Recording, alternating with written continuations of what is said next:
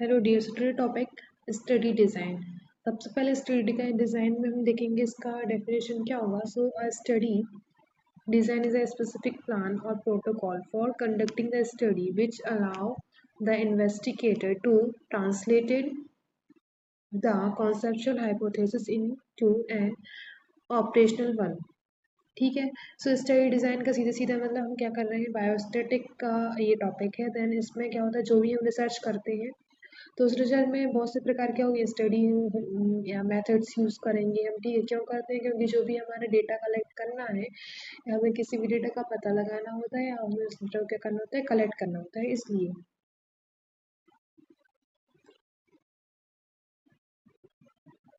ठीक है।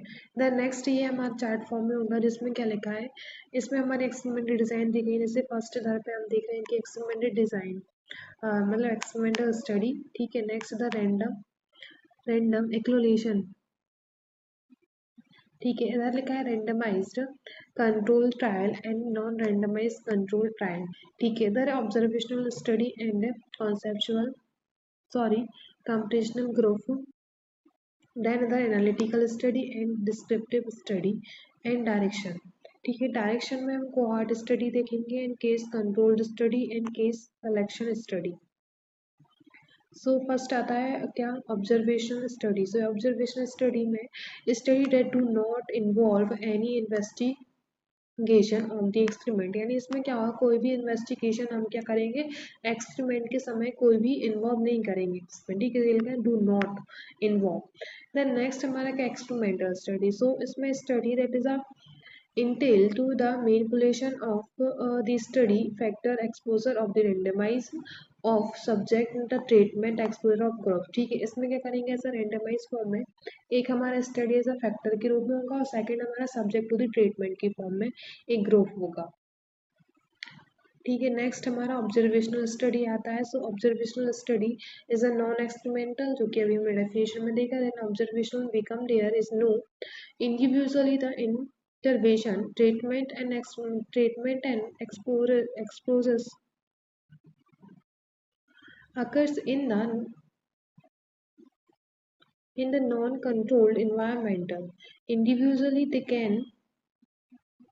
they be observed the prospectively and retroprospectively of the current. ठीक है, यानी क्या होगा, इसमें जो भी हम सैंपल वगैरह लेंगे तो इसमें क्या होगा, इंडिविजुअली कैन ऑब्जर्व होगा, प्रोस्पेक्टिवली एंड रेट्रोप्रोस्पेक्टिवली। प्रोस्पेक्टली का मतलब ये होता है कि वो मतलब जित कोई भी सैंपल है ओवर टाइम में जितना भी हम डेटा ले रहे हैं, डेटा हम कलेक्ट कर रहे हैं सैंपल से। ठीक है, तो उसको प्रोस्पेक्टिव बोलेंगे। क्यों कर रहे हैं, क्योंकि जो भी उसमें क्या आ रहा है, कैरेक्टरिस्टिक है और उसके क्या होते हैं, जो भी सर्कमटेंसेस वगैरह होते हैं ना, सर्कमटेंसेस वगैरह वो क्या होते हैं, चेंजेस होते रहते हैं, यानी बदलते हैं, इसलिए। देन रेट्रोपर्सपेक्टिव में क्या आ जाता है कि इंडिविजुअली सैंपल में हम क्या करते हैं, उनको अलग अलग उनकी पार्ट्स क्या करते हैं, इन्फॉर्मेशन लेते हैं। कैसे, जो उनकी पहले की इन्फॉर्मेशन होगी, यानी पास्ट की इन्फॉर्मेशन को गेन करते हैं। देन नेक्स्ट हमारा डिस्क्रिप्टिव स्टडी। सो जिसके अंदर फर्स्ट आता है क्या, case report. So case reports detailed presentation of the single case on the handful of cases. Journal reports are new, unique and finding. Example में previous undesirable disease and an unexpected like between the disease and unexpected new therapeutic effects and adverse events। ठीक है, सीधा है case reports, मतलब जो भी case आया है उसकी क्या रिपोर्ट्स होगी वो देखना। देन केस सीरीज में क्या आ जाता है कि experiences of the group in the patients with a similarly diagnosis. Case might be identified from a single, multiple sources and generally reports on new unique conditions. इसके advantages क्या आ जाएंगे कि useful for hypothesis generation and informative for very rare disease. Rare मतलब जो बहुत कम होती है ना उस डिसीज के लिए। Inform and disease with in the stabilized risks and factor. Disadvantages cannot study cause and effects relationships, cannot assess diseases frequencies. Then next इसमें एक जैसे केस रिपोर्ट्स में once case the unusually finding and case series multiple cases of the finding। ठीक है, analytically study. So इसमें first हमारा क्या था, ग्रुप डेटा, जिसमें ecologic study and individually data, so cross sectional study and case control study and cohort study.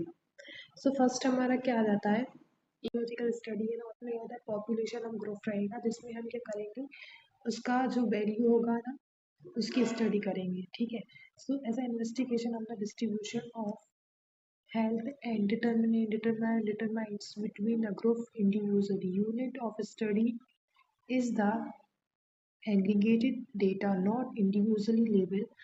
It is a usually we conduct as the first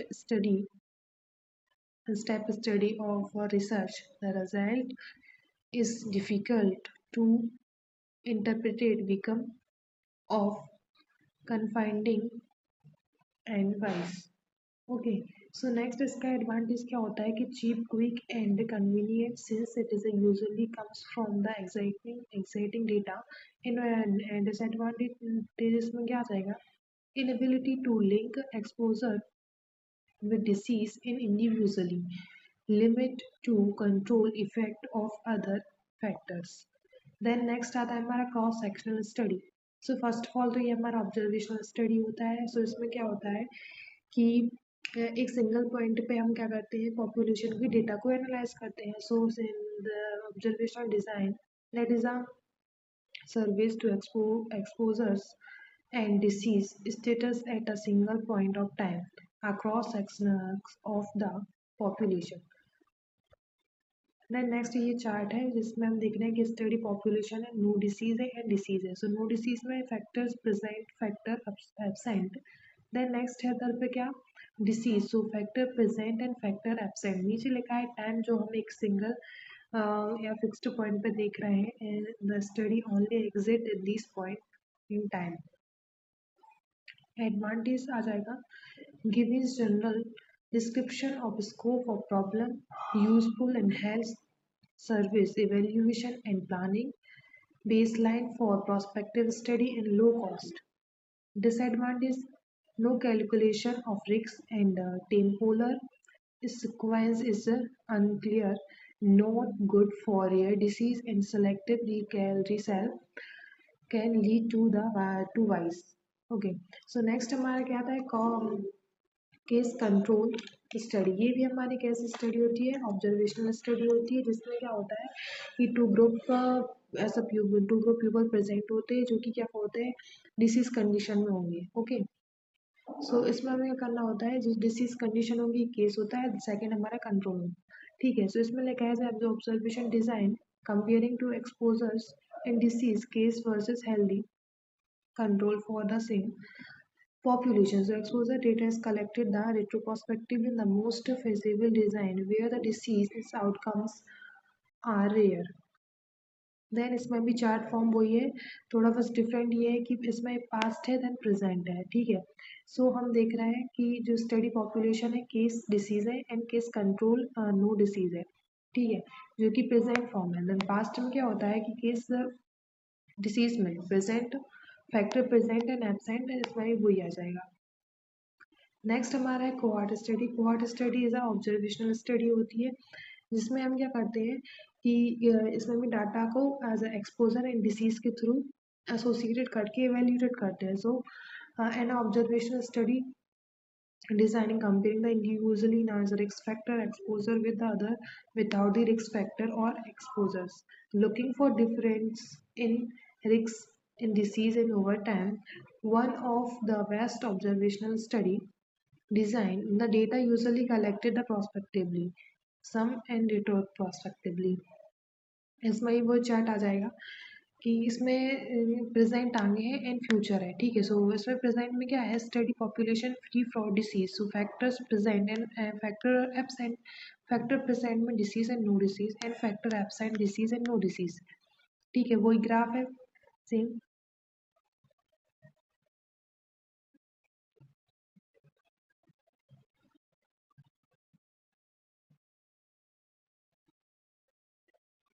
Then next, the advantages. So can the stabilize population based on the indication and accurate and relative risk ratio estimation can be used where the randomized is not possible. Selection and information bias are the dis- described in the multiple outcomes can be the studies.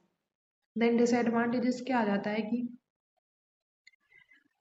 lengthy and expensive, many require larger sample and not suitable for rare disease and not suitable for disease with long and unexpected environmental changes. Many influences the association and non-response, migration and loss to